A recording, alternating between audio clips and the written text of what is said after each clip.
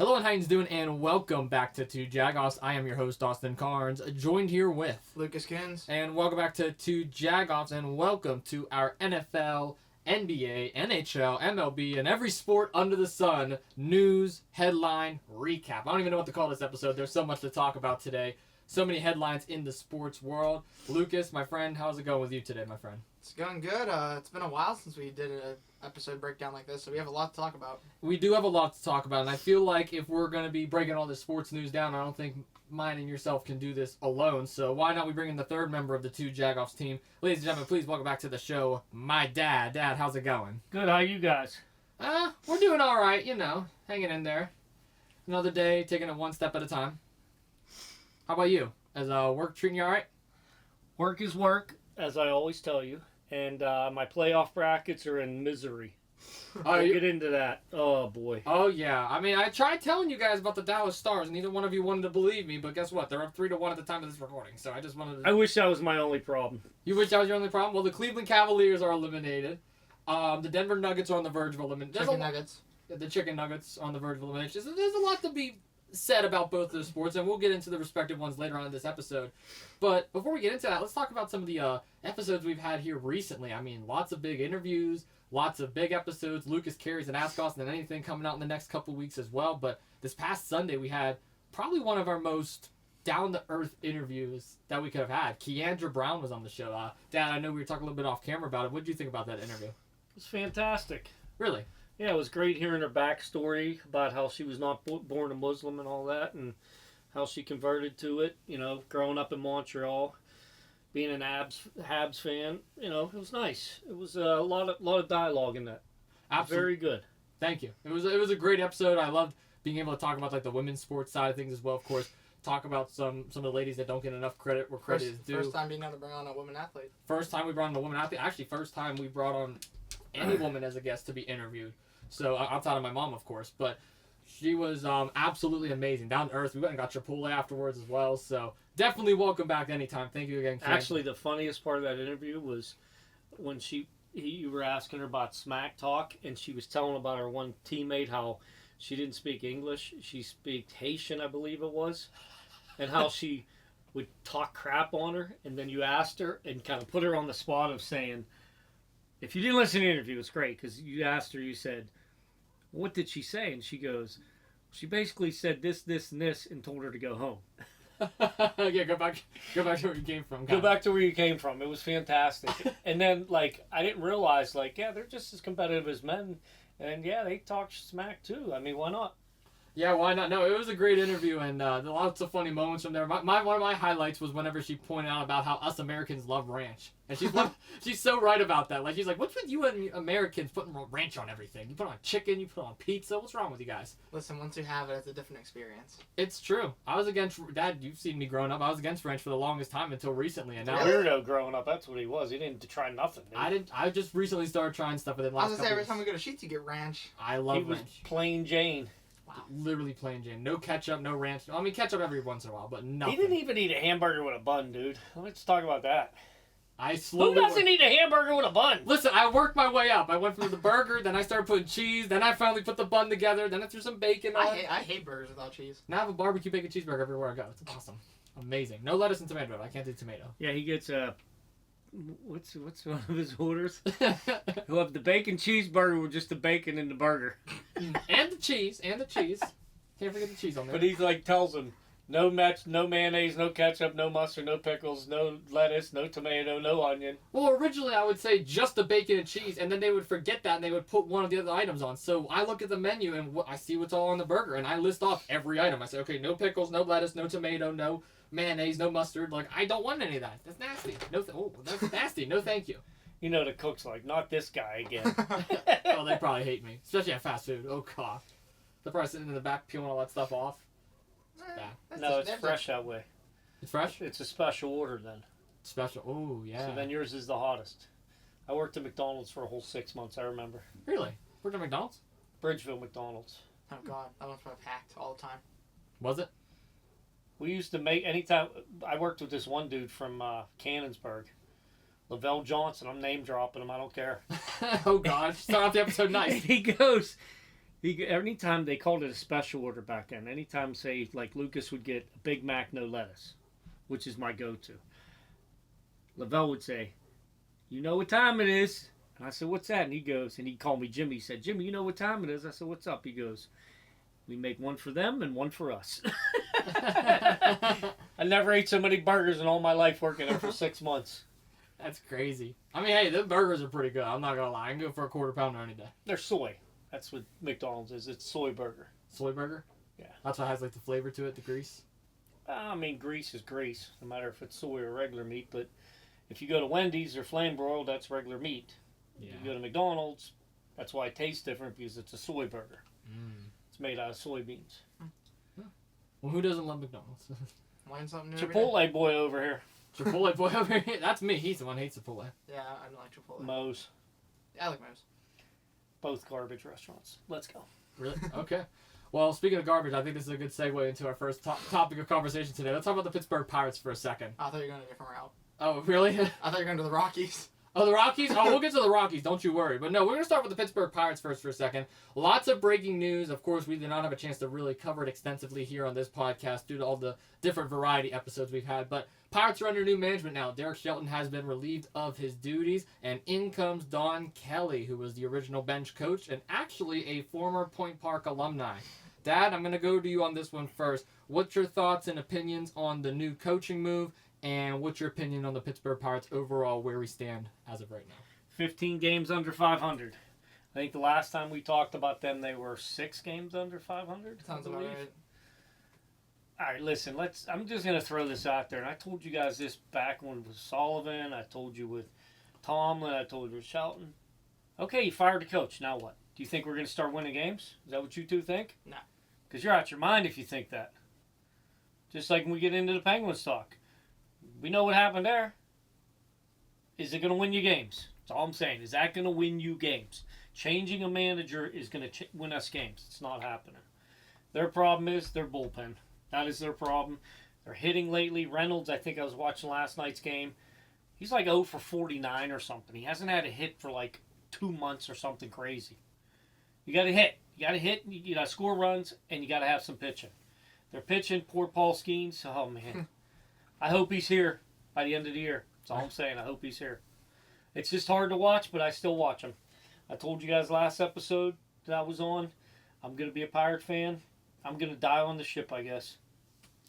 Yeah, we're certainly going to die on the ship. It's practically the Titanic, Dad, as some would say. Here's the thing with the Pittsburgh Pirates. I 100% agree with you on the fact that the bullpen is a major concern, but I'm going to go back to the point that I made last year. Bob Nutting and the overall ownership of this team is what's really driving it to the ground. The fact that they are not willing to pay players. I mean, look at the Starling Martes of the world. Look at the Alvarezes. Look at the McCutcheons the first time around. The Walkers. Josh Bells. All these players that we've originally once had left this team to one reason and one reason only. They didn't get paid. They weren't going to get money. They didn't have a long-term future career with the Pittsburgh Pirates, which is why they went elsewhere and found success. Garrett Cole is a prime example of this. Look what he did. He left, went to the New York Yankees, and found as much success as he can there. Of course, the injuries weren't that good, but outside of that, he found a lot of success with the New York Yankees. The Pirates' current regime, though, I mean, you look at some of these star players, it's not like they don't have talent. They have loads of talent. They got Cruz, they got Reynolds, they got Hayes, they got Paul Skeens, who's a generational pitcher. They even got the second-best prospect in the nation in right-handed pitcher Bubba Chandler. So, like, the Pittsburgh Pirates have a lot to lean off of going into this season and going into the next season. The failure is they can't execute on it. They can't put a game plan together. So, yes, getting rid of Shelton and bringing in Kelly, it's not going to do anything for him. I actually had the chance to meet Don Kelly last year. Great guy. He was at that Point Park charity dinner that I went to, Dad, with Greg Brown and Steve Blass. He was sitting right next to me at the table, right on my right. And he's a good dude. Great leader, great speaker. But is that going to change the fact that the Pittsburgh Pirates are 15 games under 500 like you alluded to? Absolutely not. There's a lot of work that needs to be done, and I believe it is building around the players that you currently have.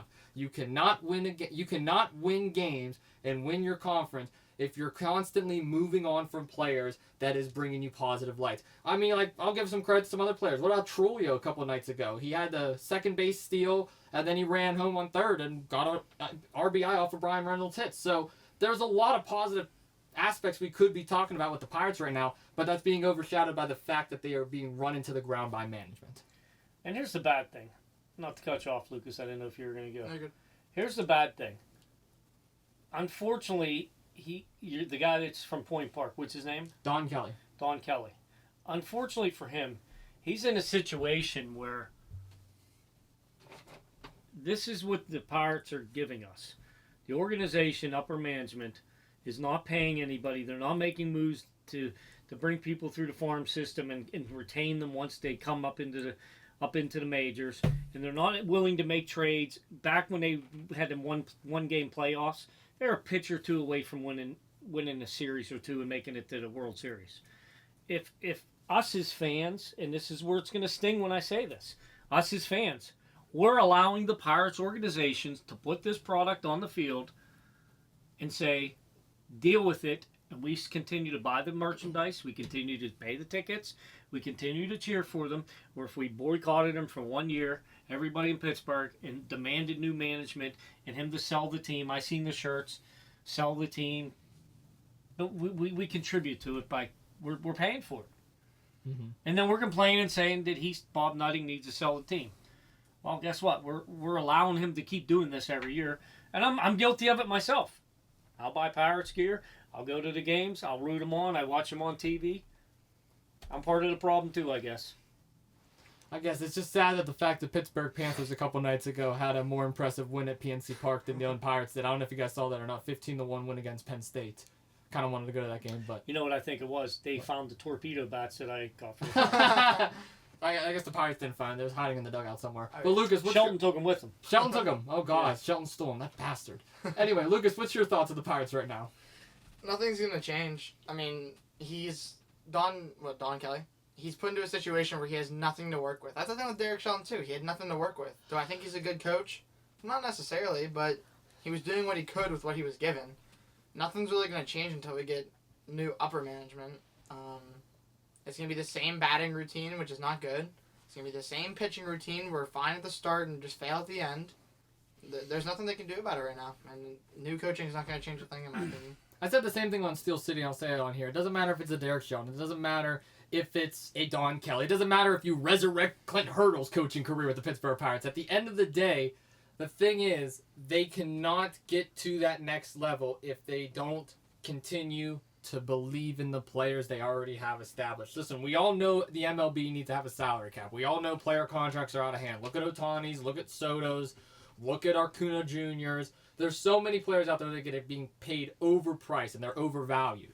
So when Paul Skeen's contract time comes around, do we really believe the Pirates are going to be willing to pay it? It's honestly much cheaper for them to trade him away, which would be awful because you're getting rid of the best player you've had in probably a decade. So I don't necessarily see positive light with the Pittsburgh Pirates going on down the line. They're in a really bad situation right now. And, I mean, I'm not going to lie. Don Kelly getting ejected 2 games already in the first week of him being the head coach isn't also a good look. So, we got to see better. I think it is. Really? I totally disagree with that point. I think it's showing fire. Okay. He's maybe showing that locker room something that should charge him. I don't know. I mean, it wasn't working with Shelton. Him just, not arguing with them. So I don't know. Maybe that sparked something. Yeah, I in them kind of guys. like him showing that he's going to stand up for his players. I'm not saying that. I'm not saying that. All I'm saying is, there's a lot of negative aspects with the Pirates right now. We really got to take a look at the overall team here and say, can we see this team win games down the line? As somebody who played sports in my life, sometimes you need to get your ass kicked, and I will say that. Sometimes you need that good butt whooping to wake you up. Mm-hmm. And maybe him getting thrown out of that game, maybe that's a reality check, a kick in the butt, whatever. Maybe it propels them to win games. I don't know. Last night they looked good. They were in at 1-1, I think, going into 7th or 8th. And then I ended up shutting it off, and then they ended up losing the game 2-1. I don't know. Maybe that'll be. Maybe that'll help them. I don't know. I don't. I like it though, personally. You like it? Again, I like it too, but the point that I was trying to make, I guess I worded it wrong. What I'm trying to say is there's so much negative things going on with the Pirates right now. Ejections aren't necessarily helping. I'm not saying that I don't believe in it and it's not going to light a spark up, but there is just so many other things the Pirates need to worry about right now, and that all starts with their bullpen. All right, well, I think it's time we move into another team that I want to discuss, and I know this team is even more irrelevant than the Pittsburgh Pirates, but I had a bit of a discussion I wanted to have with you guys on this. Let's talk about the Colorado Rockies for a second.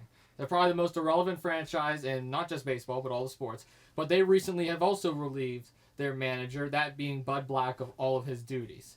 With that being said, third base coach Warren Schaefer has been named to interim manager, and hitting coach Clint Hurdle, who we just talked about earlier, has been named to be the bench coach. To add on to that, they fired him the day after, saying they were so confident in him. Yep, they fired him the day after. Because they lost 21-0. Who they fired? Hurdle? No, Bud Black. Bud Black. Yeah. So, I wanted to get your guys' thoughts and opinions on this.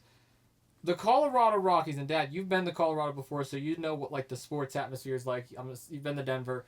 I went to a Rockies game, yeah. Yeah, so you know what it's like over there in Colorado. When we look at the sports teams, the 4 major teams there, you look at the Denver Broncos, who, yes, as of late, hasn't been exactly a winning franchise, but they've had their history. They've had the Peyton Manning run. They had the John Elway run. You look at the Denver Nuggets. Obviously, there was about a 50-year drought, but they've been on the uprise as of late with a Nikola Jokic, a Jamal Murray, a Russell Westbrook. And then you look over at, then you look over at the NHL with the Colorado Avalanche and Nate McKinnon and what they put together, even winning a championship a few years back. The Rockies seems to be a stain in Denver sports and Colorado sports.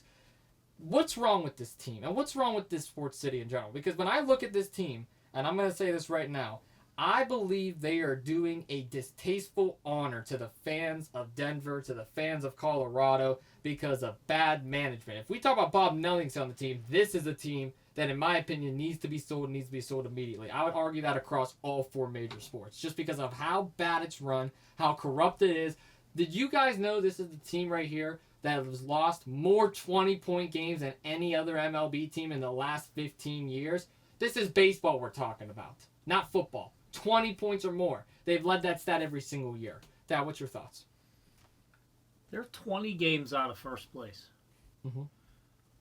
20 games. That has gone awful. The odds for them to win the World Series is 600 to 1. Oh my gosh. The Pirates are 300 to 1. So, I mean, it's not much better. I mean, listen, at the end of the day, they've probably given up out there. You only win 7 ball games. It gets in your head. You get on a losing streak. I get it, but they're just god-awful. They ain't got no offense. They ain't got no pitching. They really have nothing going on for them right now in Colorado. Beautiful stadium. Beautiful. You can hit the ball a miracle mile up there. Yeah, the fans do deserve it, but once again, the fans are still going to the games, aren't they? They are. So you're okay with the product. They almost sold out tickets the other day at that 21-0 loss against the Padres. I mean, it is the Padres. So. Yeah, it's probably like 30, a lot of young prospects. There's probably like 37,000 Padre fans. And I'm looking forward to the Pirates this weekend. They're playing the Phillies Friday, Saturday, Sunday in Philly. Ooh, that's going to be nice. I'm looking forward to that. I always like Philly, watching Philly. I hate them, but enjoy watching people beat on them. Any thoughts on this whole situation at all, Lucas? I mean, like, they're the worst team across any major sport that I can think of. So a team that's playing that bad, 2 things are going to happen. They're going to continue to play god-awful like they are, or they're going to probably relocate. Ooh, really? You don't think, like, the state of Colorado... It happened with the Browns. It did happen with the Browns. Overnight, they pulled all the stuff. Modell loaded some trailers, loaded some planes, gone. Back to Baltimore. Yeah, but with as passionate of a city as Denver is and as a state of Colorado, do we really think they're going to make that move? I mean, we've seen it before. We've seen Seattle. Are you the owner? We've seen Houston do it. I mean... Are you the owner? I'm not the owner, so but... we don't know what they're thinking. Well, then I don't think... You know what I mean? Like, and then if you move to a city, I think you may even get some draft capital. I don't know that in and out, but I don't know. I'm just saying. Something's got to give. It's certainly a sacrifice. You can't win 7 games this early in the season and expect people to keep showing up and paying money for stuff. No. I mean, at what point? I mean, again, it's a beautiful stadium. It's a good atmosphere. Baseball games are great to go to. You get some good views of the city. You get snow-capped mountains in the background. We got the beautiful city of Pittsburgh. We get to see that from the seats. I get all that, but at what point do you want to watch somebody that is god-awful as they are? Yeah. It's like watching Pee-wee, like Little League, the movie. Little League where they couldn't, boom, goes through the glove. Boom, goes over here. Boom, goes over there. Bad News Bears, that was the name of the movie. That's a good movie. They are the Bad News Bears. They're the Bad News Bears of the MLB. For Colorado Rockies. I'm done talking about them. Let's move on to something positive. I was about to say, what's your problem with Denver? First you called Denver Chicken Nuggets, and now you're calling out the Colorado Rockies. My goodness. It's because Steve. I blame it on our cousin Steve. Our cousin Steve. Okay. Like, He lived in Colorado for That's what I thought years. too. I was like, what? I thought you were talking about his Steve. Oh, okay. I don't even know who that is. Okay. Well, I think we should move into this. And Lucas, me and you already briefly touched on this last week, so we're not going to really spend too much time on it. But Dad, I wanted to get your thoughts and opinions on this. The Penguins also relieve head coach Mike Sullivan of his duties. Of course, this is something we both briefly discussed in our NFL draft recap. What's your thoughts and opinions on Sullivan's departure, and where do you see the Penguins going from here? Thank you for your time in Pittsburgh, first off. I thought he was a passionate coach. I liked him. Once again, I'm going to say it. I said it about the Pirates. Does that fix their playoff drought? Their problems that they have in that locker room? The problems that they have on the ice? Does firing Mike Sullivan do that? And then who do you get to replace him? Mm-hmm. I actually Because kind of... here's my thing. At the end of the day, not to cut you off. No, you're At good, the end of the day, you still have your best goalie being Tristan Jarry. You still have an old defense, a slow defense, a bad defense.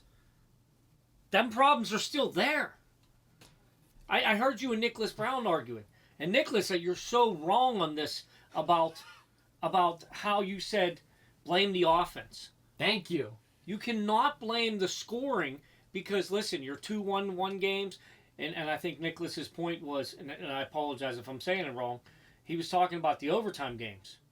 Well, listen, as somebody who played the sport, 2-1 games is not on offense. You lost a 2-1 game on defense. You didn't lose it on offense. Thank you. The idea behind any sport is you get a lead, and what do you guys do? You protect the lead, you win with the lead, right? So if they're up 2-1 and they're losing in overtime, guess what? Your defense wasn't good. Your goaltending was not good because you gave up them 2 goals. Mm-hmm. You can't expect an offense in hockey.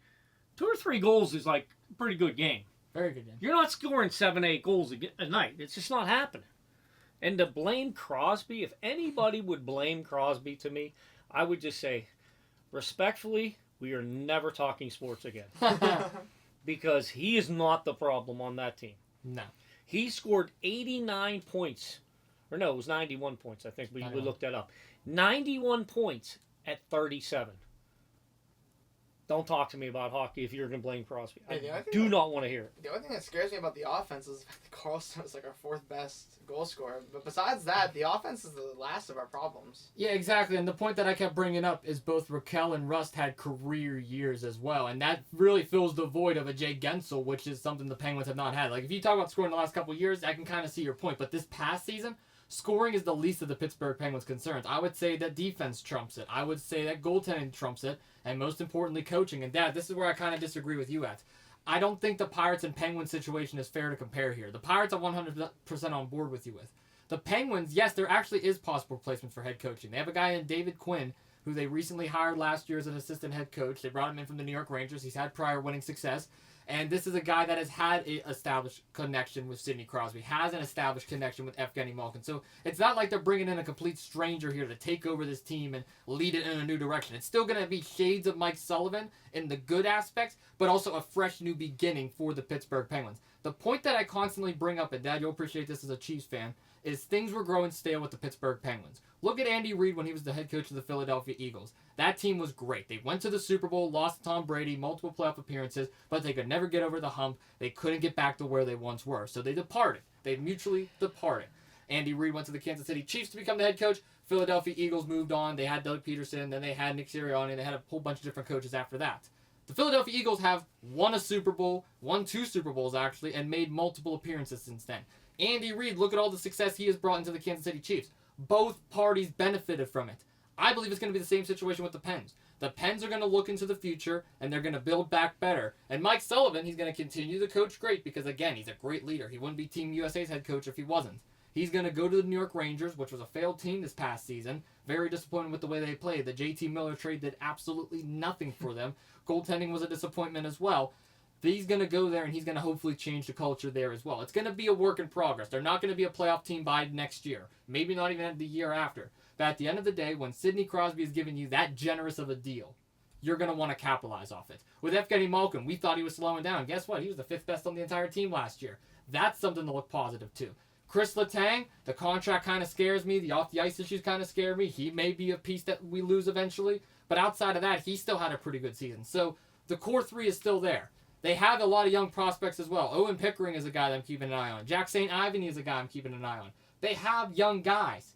And now they have the 11th pick in the draft. Are they going to do something with it? Are they going to use it for prime position? We'll just have to wait and see. But coaching to me was always the biggest issue because things were getting stale. Teams were getting more advanced. And we saw that with the Devils. We saw that with the Hurricanes. We saw that with the Capitals. Isn't it crazy that getting the 11th pick was like the lowest percentage out of the whole top 1 through 11 and we got it? Yeah. It's crazy. We've always had that luck. Yeah. I mean, we got Crosby. That's how we got Crosby. We had a better It chance was like of the getting, luck of the draw to get Crosby. We had a better chance of getting pick 1 than pick 11, and we got pick 11. But listen, here's where I got to disagree with you again. Okay, What? yeah, I agree with you with this guy. Bring him in, rejuvenates. You're not mentioning the elephant in the room, though. What? Do you know why the Jets are going to lose their series? Why? Because of Hellebuck. Oh, He can't win on the road. He got benched, I think, three games out of the first round series. Did you know that? Yeah. He cannot win on the road. Yeah, Where you I'm- guys picked them. Where I'm going with this is this coach bringing in a goalie. If he's not going to get a goalie, we're going to be sitting up here next year at this time saying... Oh, time out. Why would you blame the head coach for that? That's a Kyle Dubas issue right there. But He's what the I'm general saying manager. is, unless he goes to general manager and says, I can't win with Jari, Okay. that needs to be said. He is not our goalie moving forward. He can be a backup.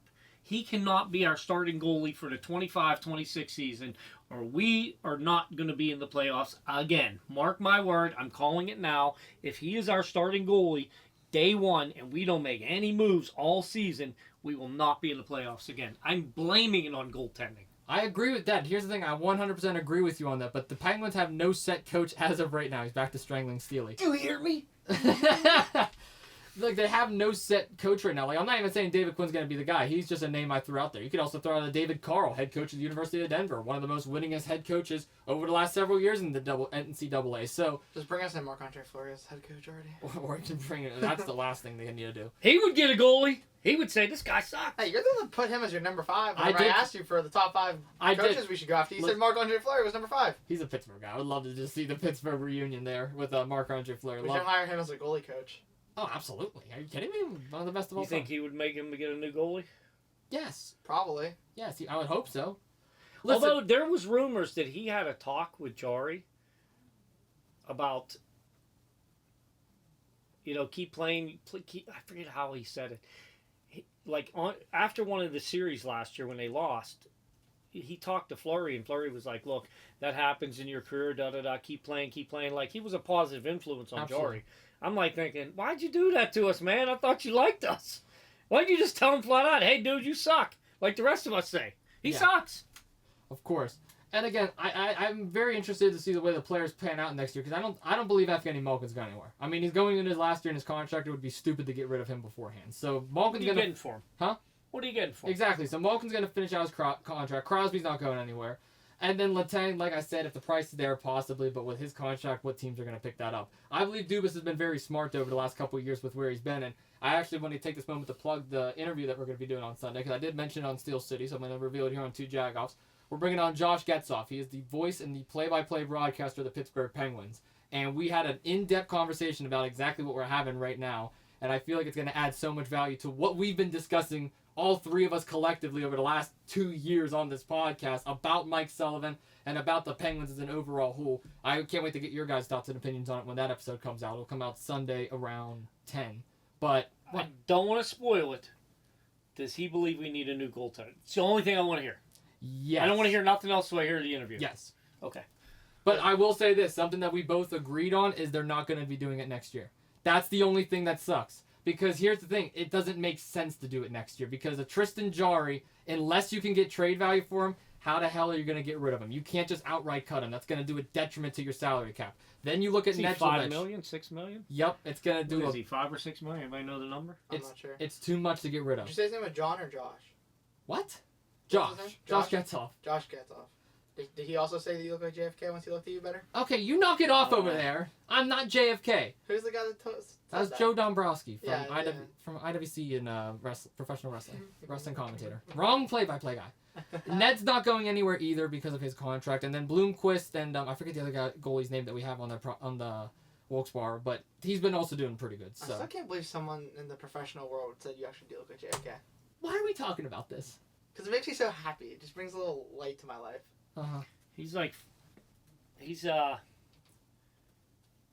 He's at $5 million for next year. 5.3.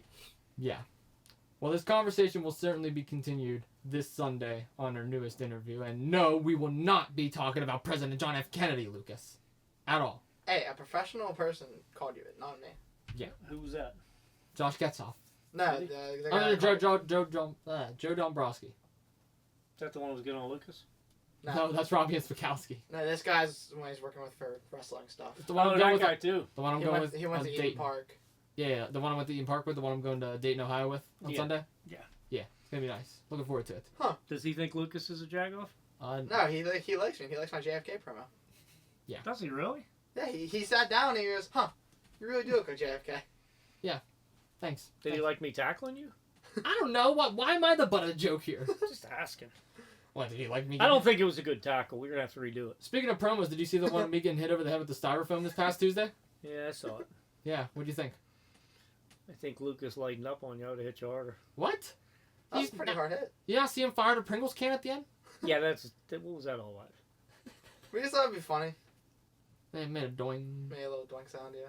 Made a ting sound. Like Like when I hit the golf ball. Oh, it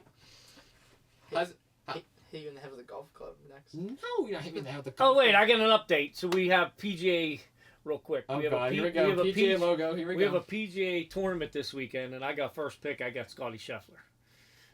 So I'm sitting pretty good. How is golf looking right now? Give us a golf update right now. What's going on in the world of golf? We never talk about golf, and you're the expert, so go ahead. Scotty Scheffler comes in first place. I'm gonna win a couple $100. Not your Is this state. the guy that screwed you over multiple times? No, that was Rory McIlroy. Wow. I got a pretty good team actually. I got Scotty Scheffler. Okay. I got Matasuma. I got Shane Lowry, Irish guy, and I got. Don't say it. This is for you, Kev. Max Homa. Ah, I love Max Homa. I love Max Homa. I was telling Kevin about him, and he didn't believe me that there was a Homa. Yeah, I think it's June. The U.S. Opens in Pittsburgh. I think it's in June. Yeah. Yeah. So Yeah. you guys want to buy some tickets for me? And wait, you're asking a broke college I would boy. appreciate it. You're asking a broke college boy and a soon-to-be broke college boy for money. Just so you know. Got some grass to cut. You guys can go cut some grass.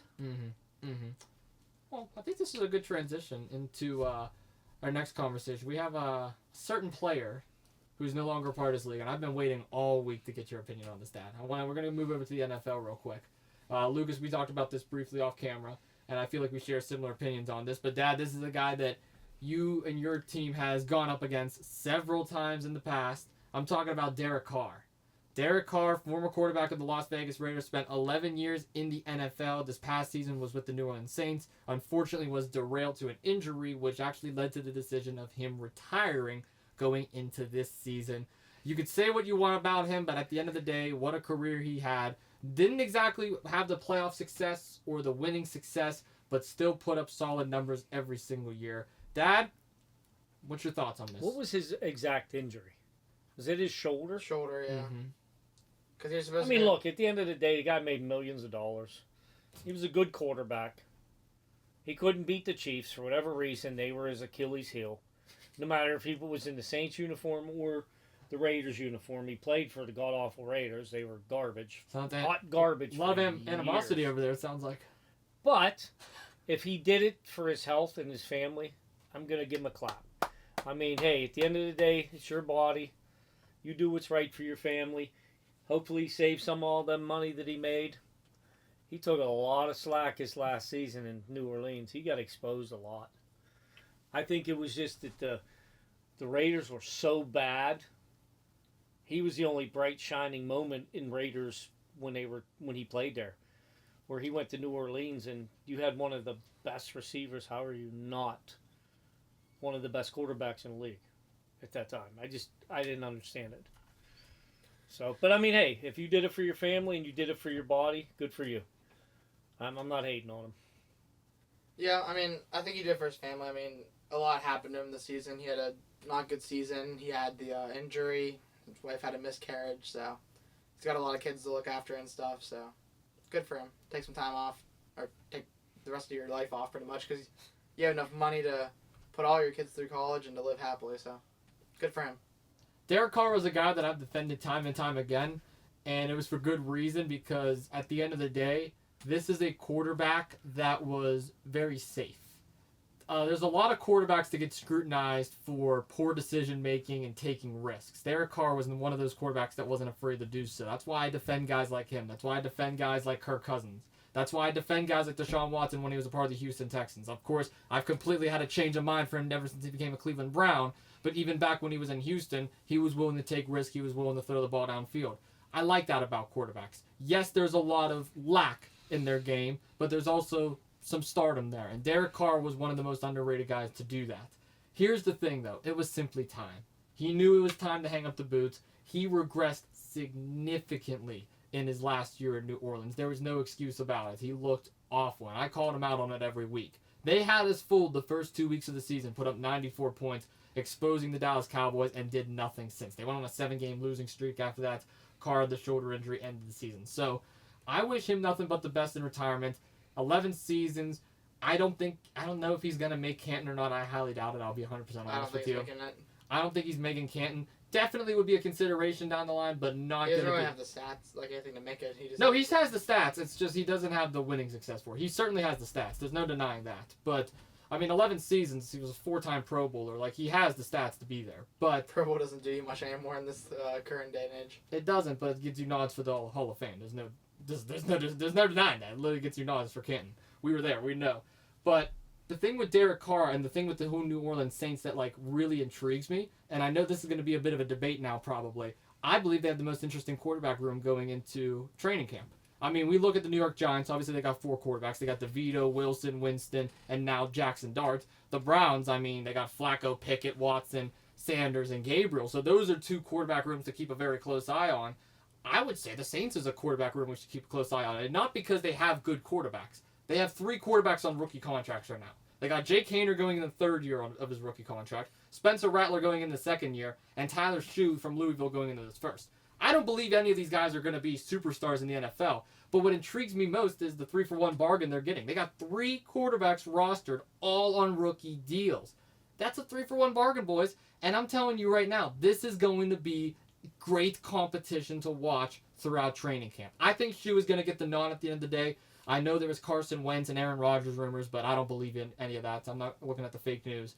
But with the 3 quarterbacks that is currently rostered, I'm here to tell you right now, this is a quarterback room to watch out for. Not because the Saints are going to make noise, not because they're going to go anywhere in the NFL season, but strictly training camp, competition-wise, NFL offseason conversations, watch out for the Saints. Was it this Saints that people are saying they should just put the tight end in as quarterback? Who, Taysom Hill? Yeah, I mean, he is a because he's a better quarterback than any of the active quarterbacks or something. I'm not sold on Taysom Hill anymore. He had his chance to start. He didn't do nothing. Mm-hmm. Listen, at the end of the day, Derek Carr, 41,245 yards in a 10-year career. He had 4 seasons with 4,000 yards. He had 257 touchdowns and 112 interceptions. How isn't that Hall of Fame stats? I question. In 10 years, he averaged 4,000 yards a season. Thought they didn't have the stats, Lucas. I mean, granted, if we're going to go off playoff victories, Dan Marino never won a Super Bowl. He's in the Hall of Fame. Mm-hmm. I mean, I'm just saying, and like I said, he was on the Raiders. I hated him because he was on the Raiders. Nothing against him personally. I just didn't like the team he played for. I mean, he's had a couple 20 plus touchdown seasons. Most was 27, sorry. I mean, at the end of the day, why is he not a Hall of Fame candidate? Of course, in that most recent 4,000-yard season, I actually went on the record for saying he's in the MVP conversation, and I was laughed at for it because, it's Derek Carr, it's the Raiders. How dare you say he's an MVP? Well, guess what? He had better numbers That than was in Patrick. 21. Yeah, they had better numbers than Patrick Mahomes and Tom Brady. Of course, I was going to say that he's in MVP conversation. Just because he's not a name brand quarterback or an established guy like a Patrick Mahomes or Tom Brady doesn't mean he shouldn't get the nod for an MVP award. Obviously, the injury derailed him that year as well, but still. Derek Carr, I feel like, has been unfairly scrutinized throughout his entire NFL career. He's going to be a guy that we look back on down the line and be like, man, what a good quarterback he was. Kind of like John Elway. John Elway was hated during his time. But we look back on him now and we're like, damn, what an arm he had. MVP is just a popular award at this point. That's why I hate the award. It only goes to quarterbacks, and it only goes to popular quarterbacks. Mm-hmm. So let me ask you this. Do you think Phillip Rivers should be in the Hall of Fame? See, that's such a hard one. I say yeah. I honestly do. I believe Phillip Rivers is going to be in there. The guy that I'm, not sure on is Cousins. Because Cousins had good years. But, the last couple, I believe if he would have retired, right around the time Derek Carr was retiring, I'm talking, within his career because he was around a little bit longer, I would say that Cousins might get the nod. But I think he's hurting it himself right now. Especially for the fact he got benched. Exactly. He's hurting himself. Eli Manning hurt himself too by staying the extra year. But I mean, he still won 2 Super Bowls, so you can't you can't ignore that. But to answer your question, that Phillip Rivers, I mean, yeah, I believe he's one of the best quarterbacks to never win a Super Bowl. Because he had, in 15-year career, Mm-hmm. he had 62,000 yards, 423 touchdowns, and 209 interceptions. How many years? 15. So only 20,000 more yards than Carr, but he played 5 extra seasons. That's pretty. That gives more of a reason why Carr should be in all honesty. I mean, I agree with Lucas. These awards have become, hey, I'm Popular Joe. Hey, I'm Joe Nobody. Popular Joe gets in the Hall of Fame, or he's the MVP. I said it. Joe Burrow by far played the best out of any quarterback last season. Yeah. And he wasn't even in the running because his team sucked. That's not what awards are for. It's based on who had the best year, period. I agree. So, I don't know. I mean, hopefully the Hall of Fame looks at those stats like I did. You could get them on Google just like I did. It wasn't hard for me to pull them up. You know what I mean? Maybe they could look into that. Maybe they could look into, hey, these guys were in bad organizations and they found ways to win. Mm-hmm. He made the Raiders relevant. Derek Carr made the Raiders relevant. Because they had nobody else. Who'd they have? Nobody. They had, what's his name, the running back. What'd they do with him? Gone. So Josh Jacobs? Josh Jacobs, he's in Green Bay now. They gave this dude nobody. Who was one of the good receivers that he had? Well, he had Amari Cooper for a short while, and then they got rid of him. They had Right. Devontae Adams, and then they got rid of him. Got rid of him. So, I mean, I don't blame anything on Derek Carr. Great career. I mean, I'm kind of upset because it was 2 easy victories for the Chiefs. So, Well, it's okay. I mean, you guys got Geno Smith now. Who at one time you said was a decent quarterback. I said he was a decent quarterback for what they had. I didn't say he was a decent quarterback. He's not Do you nowhere. remember we were arguing in his bedroom that one episode? That sounded And very he was- weird. And he was on the podcast. We were arguing before he moved to the studio. Me and you was arguing with him. Am I right or wrong, Lucas? And he said Geno Smith was a top 5 quarterback. I at the never time. said top 5. We're gonna have to pull that up. Yeah, have Mr. Jack Dean run the numbers on that one. I think he's a decent quarterback, but if Austin's a top 5, that's where I I disagree. never said top 5. I barely said Kyler Murray was top 15. That's What when you makes thought think- Seattle was gonna win their division. They were gonna move on. Oh my gosh, I never said top 5. Are you crazy? Absolutely not. I think it was Jack. I believe it was episode 42. Pulled up, buddy. The only thing he's top 5 in is top 5 worst signings this past offseason. That's the only top 5 he's in. Absolutely not. No. But I want to relay this back to the Saints here for a second. We just mentioned that Carr is retiring. They're in a bit of a quarterback shoe right now. They got 3 quarterbacks on the rookie contracts. What's our thoughts on this? Does it mean you have to go shoe if they're in a quarterback shoe? I like what you did there. No, what I'm saying is, do you believe what quarterback stands out to the most to you guys, and do you think they're going to target another veteran, or do you think they're going to roll with these 3 rookies? Who's their 3 rookies? Well, 3 rookie contracts. Who are they? Give me the names. I just did. I said Jake Hayner is going into his 3rd year on his rookie contract, Spencer Rattler on his 2nd year, and Tyler Shue on his 1st. Probably Rattler. Really? Over Yeah. Shue? I don't know. I think I don't like putting in rookies right away on their first years. I think they're going to be hesitant pulling in a veteran after this Carr thing because this is going to sting the organization. Because I believe when he signed with them was a 4-year, $30 or $40 million deal. whatever it figured out to be. I think it was like 10 plus million a year or whatever. I think their management team is going to be a little hesitant on getting an older guy. Hey, I mean, and listen, I've said it about the Steelers. If Aaron Rodgers is out there, I'd go after Aaron Rodgers. Maybe they'll trade for Kirk Cousins. Maybe a Kirk Cousins. I heard a Jimmy Garoppolo is a possibility. A Carson Wentz. I mean, listen, them 3 guys you named, I seen Rattler play. I didn't see Shue play, and I didn't see the other guy play. They're not going to be their answer to Derek Carr. I'm sorry, they're not. They're not going to come in and win games. No. Any of the 3 of them. Rattler, he stunk when he did play. Yeah. He was really bad. That's when they were calling for Taysom Hill to actually take over as quarterback. Yeah, I know. I think the Hill experiment's over. I mean, like, for, like, the trick plays every once in a while, I don't see a problem with Hill coming in as quarterback a couple snaps. But, like, actually long-term starter, this is one of the rare situations I would say feed the rookie. Tyler Shue, I mean, you drafted him in the second round for a reason. I believe he was overvalued throughout the entire draft cycle, the entire draft process. But if the Saints believe him as much as they say they do, throw him to the fire. At this point, the Saints are fighting for nothing. Let him get the experience right away. There's no veteran for him to sit behind.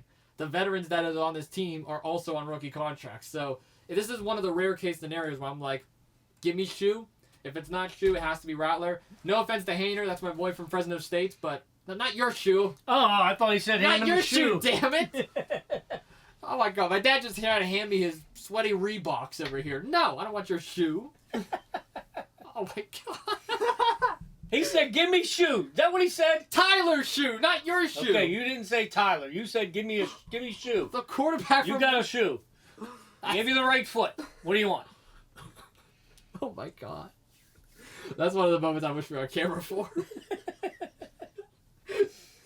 Are you upset that you didn't do it, Lucas? Now how Yes. funny it was? Yes. Give me Tyler Shue, man. All right, Mr. Shoe Guy, let's go on. Who are you Denver picking, Nuggets, Dad? Shoe. Lucas says Rattler, I say Shue. Are you going to say Hainer to disagree, or you actually have a better one in mind? Say, go after a veteran. Oh, you don't even want any of the rookie. No, Anyway. I told you. I seen Rattler play. He's terrible. I handed you my shoe. You didn't accept it, so I don't accept starting shoe. Okay. All right, well, let's transition to another quarterback situation. Dad, you unfortunately missed the NFL draft recap. There was some travel issues last week, but one of the biggest conversations that we had was actually the Browns quarterback situation, and this is the one team I wanted to talk about specifically. They got 5 quarterbacks currently rostered: Joe Flacco, Kenny Pickett, Deshaun Watson, and rookies Dylan Gabriel and Shedeur Sanders, who they took late in the draft. What's your opinion on this Browns quarterback room, and who do you believe is going to be the Week 1 starter? It's in disarray. Total disarray. They're stuck with Deshaun Watson because they signed him. They admitted that they signed him. They admitted they made a mistake. He's not the person he was back in Houston. Yeah, your team. Kenny Pickett, I mean, I don't want to hate on him because he's a Pitt guy. He's not an NFL quarterback. He's going to be a career backup. Flacco, I mean, he played with Tyler Pelko. Let's give a shout out to Tyler for being on a podcast. Great interview. Thank you. He couldn't even get the starting job at Pitt. Tyler beat him out of Pitt. I mean, ended up going on a career in Delaware, and then he played in the NFL. I mean, he's just long in the tooth, as they call it in hockey. He's an old guy, man. I wouldn't want him as my Week 1 starter. And then you got 2 rookies coming in. I think we know why they took Shedeur Sanders, in my opinion. Why? If you watch the draft, the management was not happy that they drafted him. Yep. They were, I don't want to say they were cussing or whatever. There were some unhappy people in that draft room that night. So I believe it was a favor, is what I believe it was. I hate to call that out, but I believe it was a favor to Dion. And neither one of them are going to be your Week 1 starter. So, unfortunately, who I'm going to pick as your Week 1 starter is Deshaun Watson. What? Really? That's who I'm going to pick. Oh, man. And I don't like it. Look, here's my situation. Here's my thoughts on the whole Browns quarterback situation. I believe Deshaun Watson has been completely excommunicated from this team. He is not going to see the field, barely see training camp time. I believe Watson is pretty much going to be on the bench most of the season just because of the fact they know they messed up. He's going to be gone after the season. They may even be able to cut him around the trade deadline and cough up the extra $50 million that they spent on him. So I don't see Watson seeing the field. this is a real competition between Flacco and the rookies. Because if you really think about it, Kenny Pickett is the replacement to Dorian Thompson-Robinson. The Browns are known for having an emergency quarterback situation. DTR was their emergency backup last year. PJ Walker was the year before. Bailey Zappi was at the end of last year after the injury to Winston. So what the Browns have right now is Kenny Pickett as your emergency backup guy. He's going to be that career backup like you alluded to. Then you got your two rookies who's competing for QB2. Dylan Gabriel, Shedeur Sanders. I believe it's going to be Gabriel because the Browns took him so high, they're going to be more keen on him than Sanders. The Browns absolutely did Dion a favor by drafting Shedeur. Obviously, the owner stepped in and said, hey, you guys need to draft Shedeur right now. Because the Browns are having an amazing draft up until they drafted Shedeur Sanders. Why would you take two quarterbacks in one draft? Only 2 rounds apart? Makes no sense to me at all. But they believe Gabriel's their guy. He's going to need to sit and learn. What better quarterback to sit and learn from than Joe Flacco? Do I need to remind you that Lamar Jackson was the one that sat and learned from a Joe Flacco? Look where he is now, arguably the best quarterback in football. Joe Flacco won a playoff game 2 years ago with the Cleveland Browns. Yes, he regressed significantly last year with the Colts, but he has winning success with this team. So I personally believe if I had to put my bingo chips all on the table, I'm all in on Joe Flacco as the week 1 starter. Yeah, I'm either taking Flacco or Gabriel. It's probably going to be Flacco just because most teams don't like to put rookies in right away. I also don't like putting rookies in right away unless you have to. But it's probably going to be Flacco. Just let the rookie sit behind a veteran. I doubt it's Shedeur. I agree with you. I think Watson's just done. I mean, see, here, I would probably start Watson to see if I get some trade value. Ooh. That's where I was at. That's kind of where I was thinking, like, okay, we know we screwed up. We know we just pissed away a lot of money on this guy. We're probably not going to win the AFC North anytime soon. Then what was the point of bringing Flacco in? Because obviously Flacco's the mentor to the rookies. Like, we can agree on that. Flacco's going to be the mentor. Good room. Maybe he's great in the locker room for the quarterbacks. I don't know. On that kind of contract, though? I don't know. I also don't think any teams are going to want to trade for Watson. Like, I don't somebody. think Listen, that your Steelers are god awful in quarterbacks, so don't act like they have a good quarterback room either. I would choose We'll get the Rudolph over Steelers Watson. next. We're going to get the Steelers next. You I would would choose choose Rudolph Rudolph over Watson. Yeah. What? You're out of your Oh, mind. Lucas. Oh, God. That's the Yinzer in you. There's no way. Listen, remember, 2 years ago, they got rid of him. Let's not forget that. I'll bring that up every time a Steeler fan argues with me. Mason Rudolph's going to be our starter. He's our guy. He's our guy. You got rid of him. You shipped him out. I don't like Watson. We know. It's not about liking him. It's who's more talented. By far, as bad as Watson's playing, he's way better than Mason Rudolph has ever been in the NFL. Yeah, I agree on that, Lucas. I'm sorry. But I will say this. We'll get to the Steelers here in a second. But the thing with the Cleveland Browns I just want to end this segment off on is they typically roll into the season with 4 quarterbacks. That emergency guys I talked about, and then 3 other quarterbacks. They got 5 rostered. Who's getting cut before the season starts? Someone's not making the roster. Who is it? And I hope Shedeur Sanders is the number 2 or 3 backup, and he doesn't get cut. I hope he plays with a chip on his shoulder. I love when athletes do that. All right, we can move on. Well, who's the guy that's getting cut? Kenny Pickett, of course. Well, why would you trade for him then? They probably didn't think they were going to move Flacco and all these other pieces in at the time. They probably didn't think they were going to draft 2 quarterbacks Yeah, either. they probably didn't know none of that. But wouldn't that be cheaper to cut a rookie, though, in that case? I'm just asking. I'm playing devil's advocate. I'm not saying that's my I opinion. mean, listen. The owner's not going to let him cut Shedeur, and they don't want to cut Gabriel, obviously, so. Okay. So Kenny Pickett then? I'm in agreement with you. It's Kenny Pickett, but I'm I just think asking. it's Kenny Pickett. Kenny Pickett? I think he gets cut. Sorry, Kenny. Thank you for what you did at Pitt. Maybe he can go to the Maybe he can go to the Saints. Chiefs and win a Super Bowl as Mahomes' backup. I mean, he did with Philly. Yeah, he'll go 0 for 3 and take a knee again, win a participation trophy. Still more than Rudolph one. You get the smaller ring. He didn't get the big ring. You get the smaller ring. He probably got a ring pop. That's probably what he got. He threw 0 complete passes and he took a knee. Here you go. Here you go. Oh, jeez. Get a little onion ring from Manny's. Let's talk about the Steelers quarterback room for a situation for a second. I mean, we were kind of briefly mentioning it. Mason Rudolph. They now have Will Howard, rookie out of Ohio State. Well, excuse me, the Ohio State University. Sorry, I had to do that real quick. And then, of course, they got Skylar Thompson. Guys, what's your thoughts on the quarterback room in Pittsburgh? I like Will Howard. I didn't realize how tall he was. He towers over people. Not like players, but like coaches and stuff. Okay. He's a big dude. So Why do you like him? He's big. I want to get this out of you. Why do you like him? Who does he remind you of? This is going to be the Yinzer coming out in him. I know. I'm setting it up for it, so just say it. What quarterback does he remind you of? Come on, just say it. Tell me what I've been hearing in Pittsburgh for the last 3 months now. Or however long it's been 3 months, a month, since he got drafted. Like what, active QB? Now they're all comparing him to Ben. Hey, we got Ben out of Miami, Ohio, this round, that round. He's going to be our next Big Ben. He's the same size. He's mobile. He's this. He's that. I'm not going to the next Big Ben until I see something. Listen, I've heard it from all the Steeler fans I work with, I'm friends with. Did you see we got Will Howard? Nobody in Pittsburgh knew who Will Howard was until they drafted him. Am I right or wrong, Austin? I mean, I knew who he was, but that's because I watch college football. But Correct. Yeah. But nobody said, hey, we got to put Will Howard on our draft board. The Steelers, no. I don't buy that.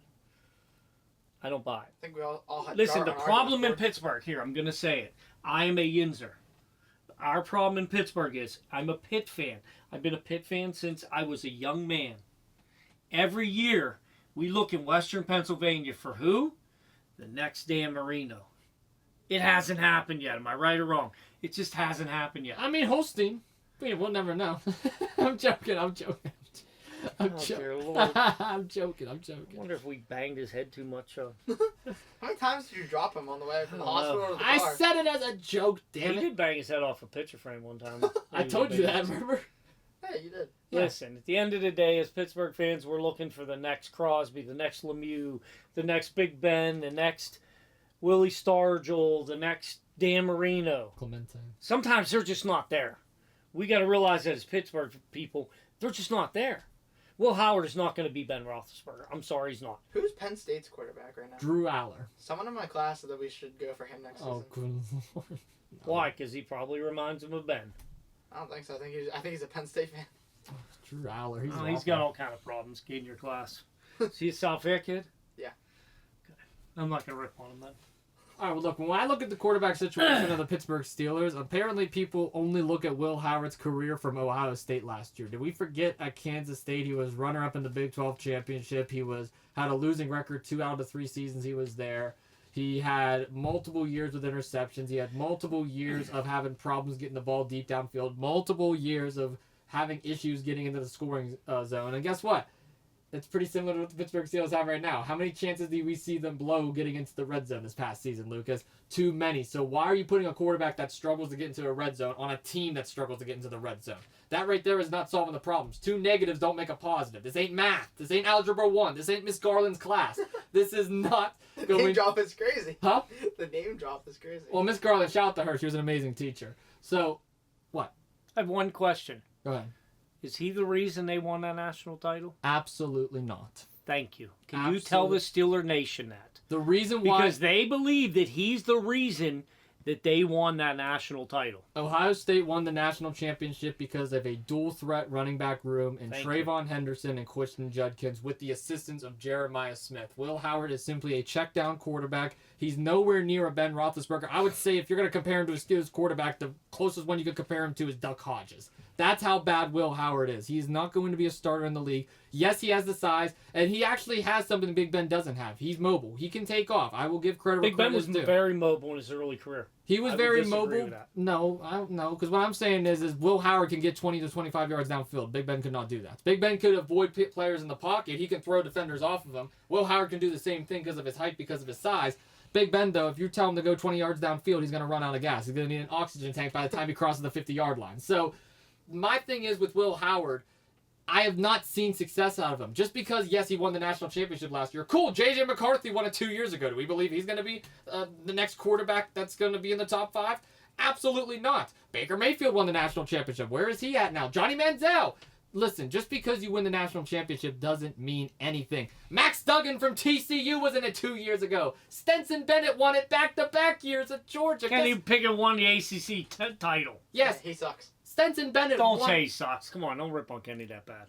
You just said it too. He said he's going to get cut off the Browns. I just said he's going to get cut. I didn't say he sucks. Listen, Stenson Bennett won the national championship back-to-back years at Georgia. You know where he is now? 3rd string on the Rams. He'll be lucky to make the team this year. I like Baker Mayfield. Do you know what they I did do with too. Will Howard at Ohio State? What? They said, here's the keys to the Beamer. Don't nick it, don't scratch it, don't mess up, hand the ball off, Every now and then we'll let you throw the ball 2-3 yards. Don't screw it up. And listen, That's what he did, and that's how he got a national title. And guess what? I'm going to kind of eat my own words here with the statement I'm about to make. The guy that Will Howard replaced at Ohio State had the better collegiate career than him. Kyle McCord. Kyle McCord left Ohio State and went to Syracuse. This is a quarterback that I have ridiculed for the last several years. I still did it last year. Dad, we were in attendance when he threw 3 pick-sixes in the first half, 6 interceptions overall. So Kyle McCord was able to resurrect his career, go on a 7-game winning streak after that, and put Syracuse in the prime winning position going into the bowl games. Will Howard, he was simply carried by a generational talent at wide receiver, an amazing running back duo, and a great secondary. That is what was carried by Will Howard. I don't see any winning success. And Mason Rudolph, Lucas, I fully disagree with you, man. He is one of the worst backup quarterbacks in the league. He could barely even keep a starting job over Mr. Mayo, of all players in Tennessee. And when we look at Mason Rudolph's stats and numbers, he got outbeat by Duck Hodges, who is no longer in the league. He's a hunter in L.A. now. And he got outbeat by him when Big Ben went down several Didn't he years marry back. somebody famous, too? I think he did. I forget who Google he married. that. I think he did marry Hodges. I believe he's like a singer or something. Yeah, he married somebody. Or an actress or something. I forget who it was. I know who you're talking about. But no, the Steelers quarterback room, disarray. Let me ask you this, Lucas. Why are you picking on Lucas? Because he's a Steeler fan. Okay. He's the only Steeler fan in the room. I got to ask the guy, who is your week 1 starter and why? Oh, good question. For the Steelers. Like, assuming that we have the same quarterback room We'll now. answer this. Like, assuming we have the same quarterback room that we do Yeah, right of now. course. Sure, whatever way you want to spin it. Because Rodgers ain't. Or, if they get somebody. Who's your week 1 starter? Well, I'm against putting rookies in week 1, so I'm going to stick with Mason Rudolph. I can't believe I didn't know this. Let me interrupt you real quick. I apologize. He's engaged to Lainey Wilson. Oh, yeah, the country singer. I knew it was somebody famous. Go ahead, Lucas. I'm sorry. Watermelon Moonshine is a banger. Anyway, sorry about that. I like Watermelon Moonshine. It's a good song. Of course, he likes someone with moonshine in the title. It's not that long. We're not going to talk about Lainey Wilson. Yeah, well, no, that's an off-camera conversation that we'll have with you, God. Lainey. Fun car ride, Dad. All right, so who's your week 1 starter here? Listen, here, I'll go since you didn't want to go first. I did go. He said Rudolph. I said I don't like putting rookies in right away week 1, and I'm going off of assuming we have the same quarterback room that we do now. So how many games did Gins win last year? 9, 10? 9, 10, somewhere around there. I forget. So with that being said, 10, right? Mason's going to be your starter, and Howard's going to be your backup. How many victories do the Steelers have with them 2 as their quarterbacks? 9, 10. Are you serious? It's Mike Tomlin. He's going to find a way. I'm willing I to think take our the bet. schedule's a good I'm bit willing to easier take this the year, too. bet if that is their 2 quarterbacks, 1 and 2, not having Rodgers or bringing in somebody else. If it goes Mason or Howard is 1 and 2 in that order, I'm willing to bet you they don't win more than 8 games. Ooh. Is that a handshake deal that we're going to have on 2 Jaguars? Absolutely. We'll figure out what the bet is later down the road. I'm just saying, if they bring Rodgers in, that bet's off because he's going to be your week 1 starter, and then our bet's null and void. But I'm willing to bet you on that because Are you shaking on that? There's no bet right now. I don't know what the bet is. What's the bet? it doesn't matter what the bet is. What's the matter with the bet Alright, is? well, I'll just say it's a verbal bet. Okay, all right, it's on. Whoever wins gets to throw Austin out the window so he can fly like an eagle fly. No, I'm not going to. Why am I? No. Hell no. No. What's wrong with you? I will give you my week 1 starter. If they do not bring Aaron Rodgers in or another veteran quarterback, they're going to start Mason Rudolph, and us as Steeler fans, well, not me, but people that are Steeler fans, us as Yinzers, are going to push and push and push like they did with Kenny Pickett a couple years ago, and Will Howard will be in by game 2 or 3 based on what Steeler Nation wants, not on what's best for the team. Here's the issue with Pittsburgh. Pittsburgh doesn't have a deep quarterback room for the first time in a while. I mean, for the longest time, Pittsburgh had about A little bit of thunder going on here in Oakdale. That's crazy. Oh, no. Oh, well, OKC sucks, so, I mean, we're getting thunder here in Pittsburgh. Sorry, NBA fans. Listen, the Pittsburgh Steelers have always had a deep quarterback room. I mean, Ben, Duck, and Rudolph at one point. Then we saw Russell and Fields last year. The year before was Pickett, Trubisky, and Rudolph as well. So the Steelers were able to fall back on a bunch of quarterbacks. This is the first time in a long time that they're only falling back on is Mason Rudolph. Because not Mason Rudolph, Will Howard. Let's be honest, Skylar Thompson's not going to make the roster. He's going to be practice squad at best. So we're just going to eliminate Skylar Thompson. He'll be there 3 because he'll have nobody else. Well, yeah, but we're going to pretend like Skylar Thompson doesn't even exist here for a second because he's not going to get the nod regardless. This is a Mason Rudolph, Will Howard case scenario, and I agree with both of you. Mason Rudolph is going to get the nod. He's going to be the week 1 starter. It makes the most sense. Tomlin would be a fool if he didn't start Mason Rudolph week 1. Even with him not being there last year, Rudolph still knows the playbook better than any active quarterback in the NFL right now in terms of Steelers players. So Mason Rudolph, he's going to start week 1. They're not going to go anywhere, and it's going to be the same thing as last year, Dad. Russell Wilson, whenever Russell Wilson...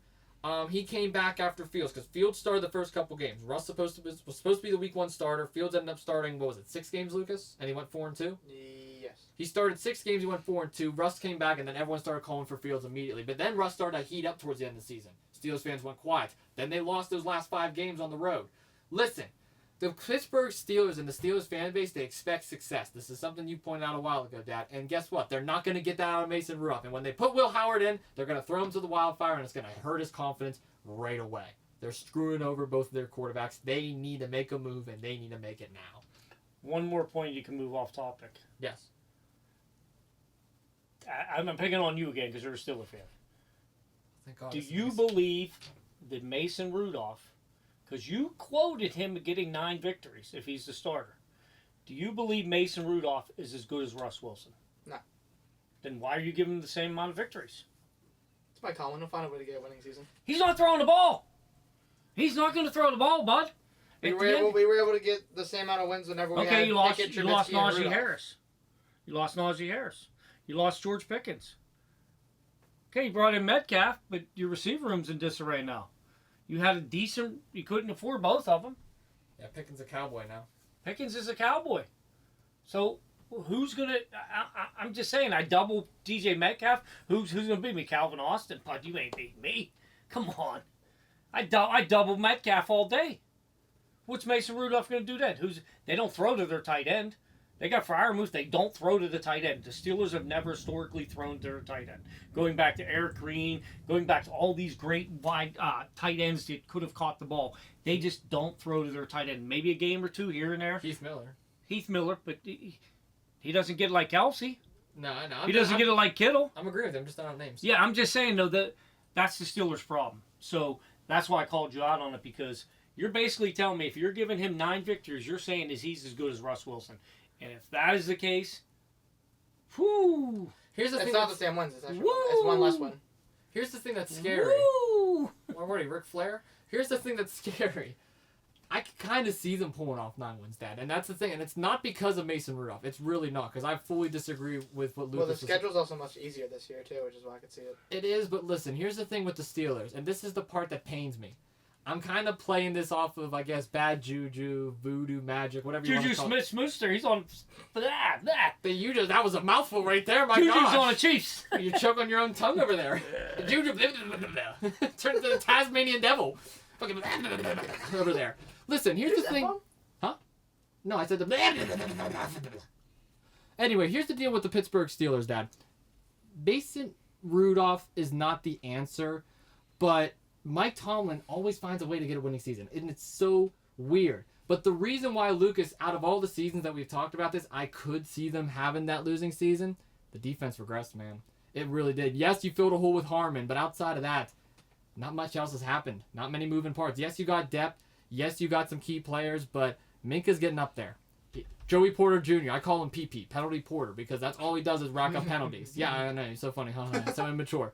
He racks up penalties like it's Halloween candy. TJ Watt, I believe he's the most overrated player in the entire NFL. So there is so much moving parts right now with the Pittsburgh Steelers.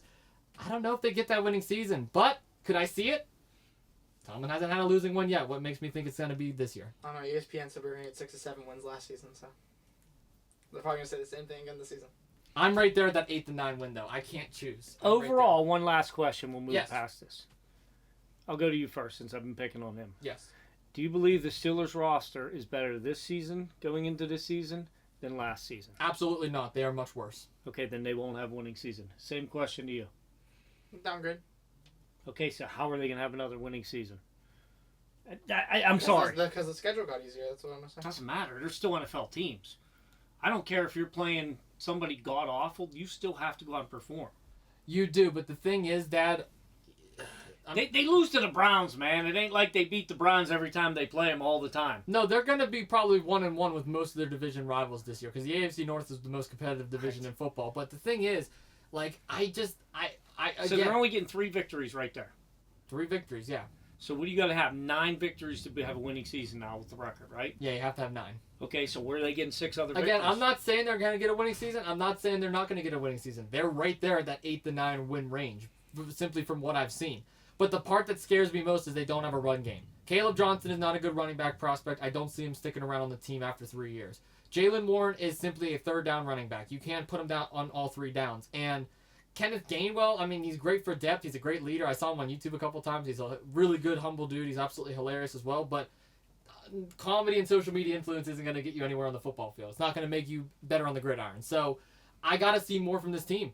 Pickens is gone now. You went from 2 receivers that can run straight to 1. Mason Rudolph, he got cut last year and got benched in favor of Mr. Mayo. I don't see anything for the Steelers long term.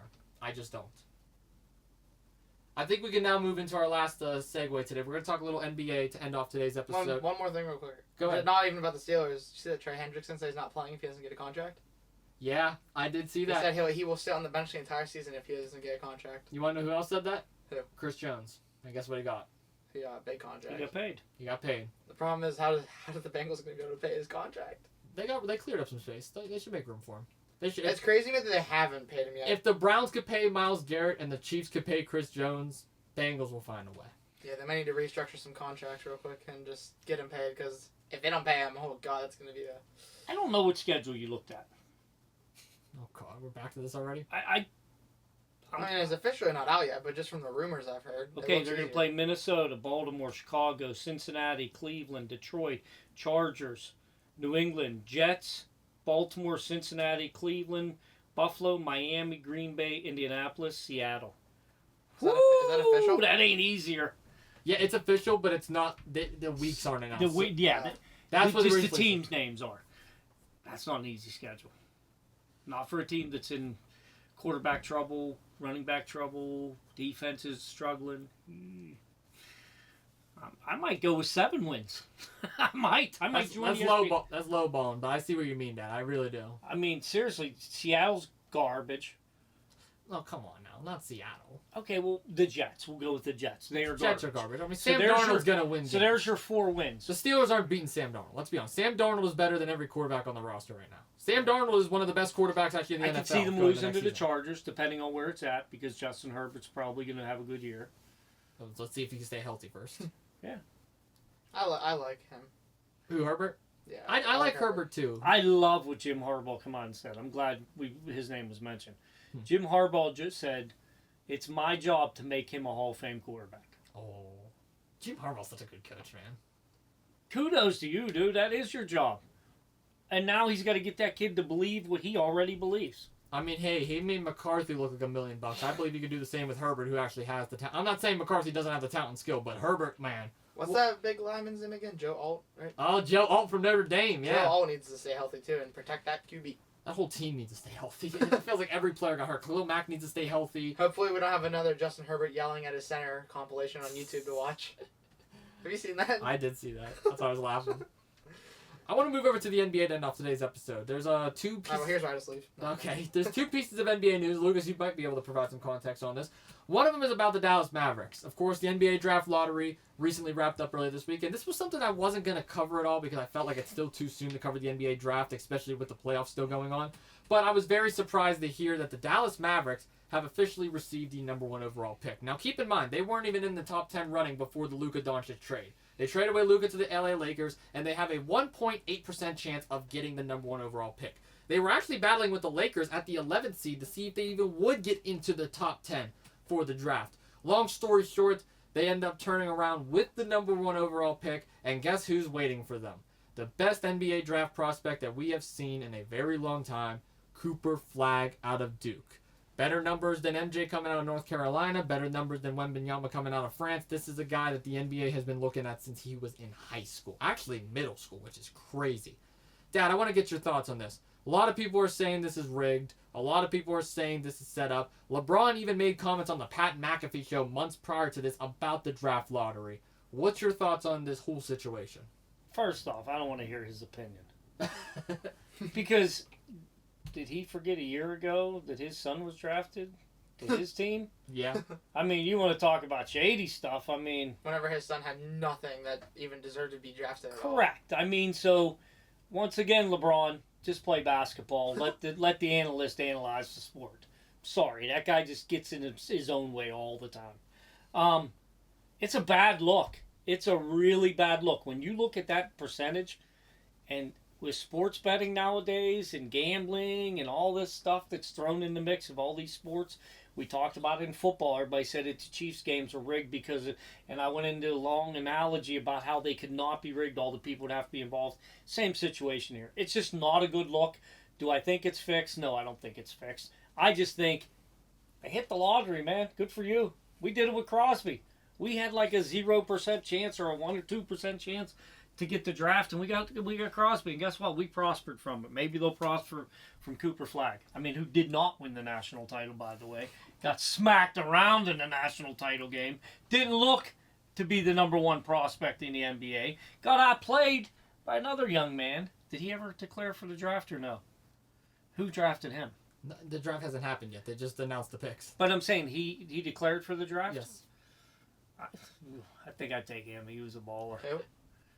Kid from Florida. I forget his name. No. Anyways, it's a bad look. It makes it look like it's fixed. But sometimes, sleight of hand. Let's go with sleight of hand. It's not what the illusion is not what people. And here's the bad thing.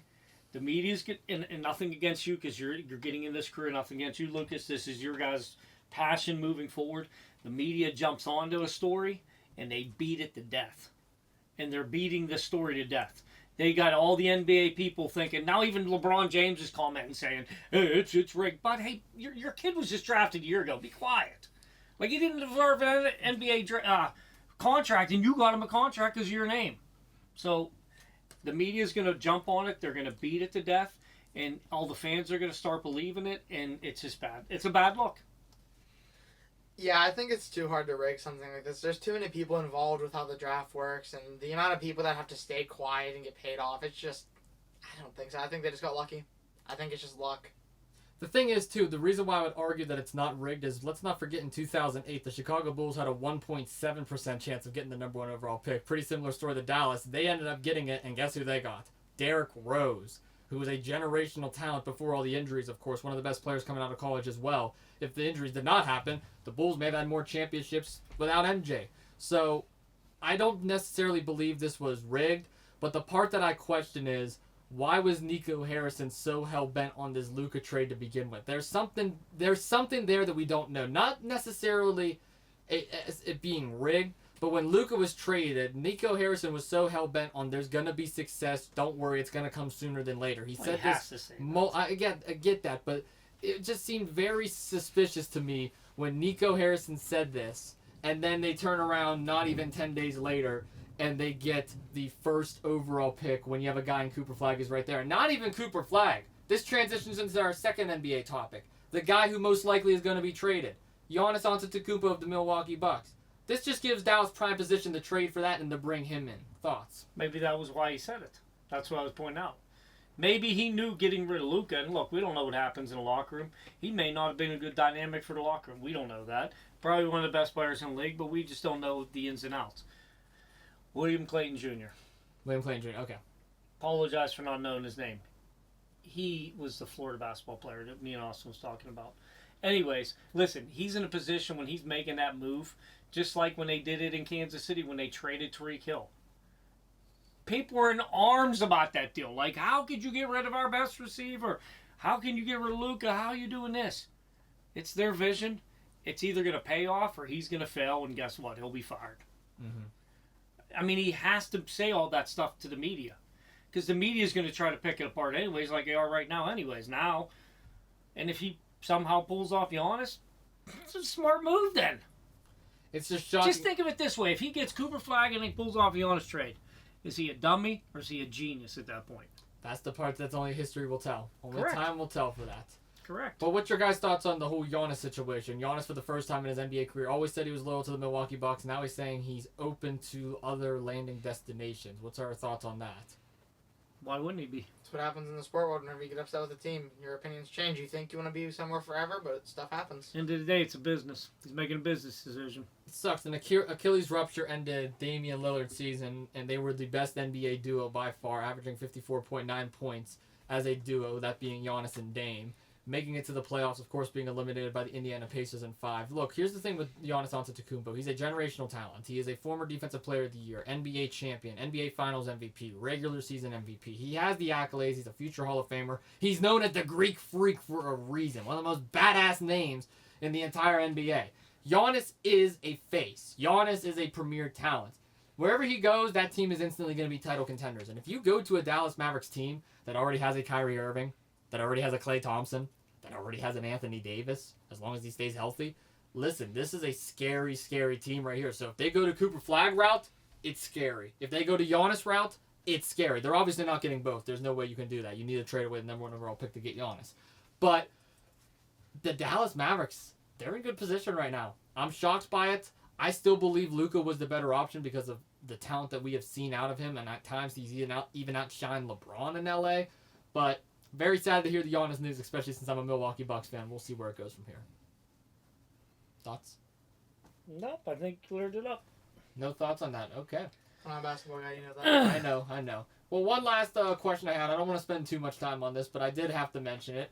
WWE Backlash was this past weekend. John Cena retained the WWE Championship against Randy Orton. An absolutely nostalgic match. Really hit my childhood there. What's your guys' thoughts on heel Cena ever since winning the title at Mania? First title defense. It's playing it good. Thoughts on heel Cena? I know you're always... I like it, but you know what's going to happen by the end of the year. What? He's going to be back to not being the heel. Oh, yeah. He's not retiring the hill. It's not happening.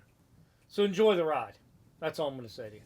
Enjoy the ride with Hill Cena, because you can't see me. He's coming back by the end of That's the just year. weird. They have to kind of rush the storyline for that, because I agree with him. But like he said, he's only staying until the end of this year. So how do you get him out of heel and back to normal babyface? Something's going to happen right before that last match. Well, R-Truth is going to be his next challenger, most likely. And R-Truth always said that's his childhood hero, even though R-Truth is 7 years older than him. I was telling him it'd be so funny if R-Truth beat Cena for the title. That'd be awful.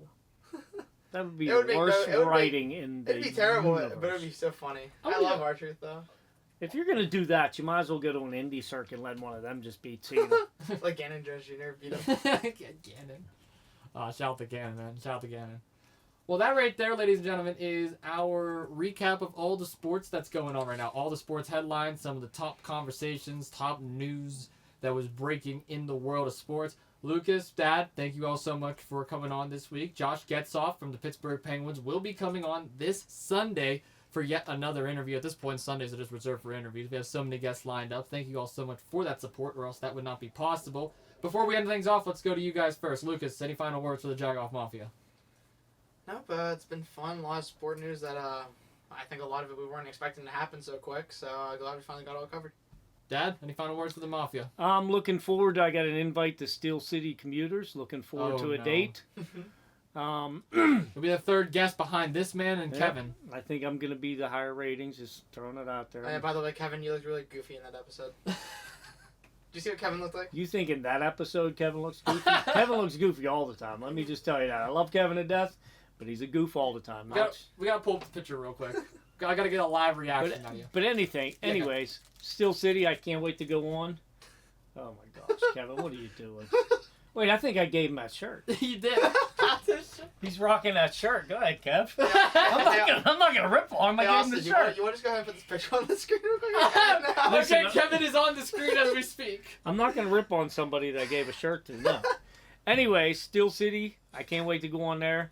I'll be back on here. I can't wait for you and Nick Brown to have an argument. I That'd be great. can't wait to torch him because I have some stuff in my back pocket. I've been telling Austin, don't you dare give him a heads up either. I will not, I swear. Nick, I'm coming for you. All right, Nick, open invite. There it I mean, is. you guys pick on Austin. You guys ain't picking on me like that. Oh, so wait, you are saying you're on my side for once? I'm not on anybody's It side. depends. I'm on my It side. depends. If you say something, he's gonna jump on. Listen, he's gonna jump on you. I'm a wild card. I don't know whose side I'm on. How about that? He's on his own side. I don't even know if I'm on my own side. Of the house. I have no idea where I'm at. What about He'll pick on himself if he's The mouth goes, the brain ain't caught up yet, so I don't know. What about Mr. Jack Dean? You on his side? Never. Damn. Only when he was getting his car fixed, I felt bad for the kid. Okay.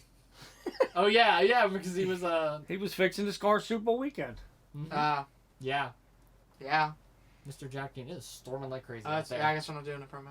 Yeah, we might have to cut this short because Power's gonna go. Well, this is the end of the episode anyway, so this is perfect timing. Ladies and gentlemen, thank you all so much for the continued support. Almost an hour and a half here on 2 Jagoffs. Again, stay tuned for this Sunday for the Josh Getzoff interview.